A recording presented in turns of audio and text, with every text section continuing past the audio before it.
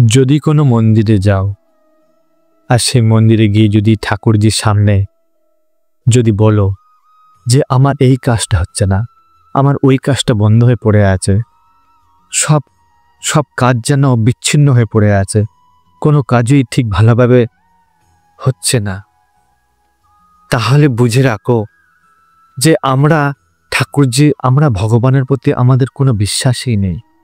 আমরা ভগবানের ভক্তবৎসলতার উপরে আমরা প্রশ্ন চিহ্ন রাখছি, আমরা তার উপর প্রশ্ন করছি।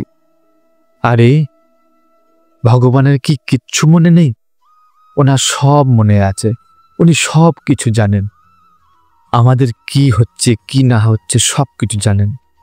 তাহলে আমরা কেন বলি ঠাকুরের কাছে গিয়ে, কেন ভগবানের কাছে গিয়ে বলি যে আমার এটা হচ্ছে না সেটা হচ্ছে না, রোগ শোক দুঃখের কথা, বেদনা যন্ত্রণার কথা কেন বলি? উনি তো সব কিছু জানেন, তাই ওনার ওপর আমরা বিশ্বাসই করতে পারছি না। কিন্তু উনি সব তো জানেন, কেন আমরা এটা বুঝতে পারছি না? আমাদের বলার দরকার কি আছে? হ্যাঁ, শুধু এইটুকুনি প্রার্থনা করতে পারি, হে প্রভু, হে ভগবান, তোমার যেটা আমার জন্য উচিত মনে হয় সেটা প্রদান করো, আর যেটা আমার জন্য উচিত নয় সেটা আমার থেকে দূরে রাখো।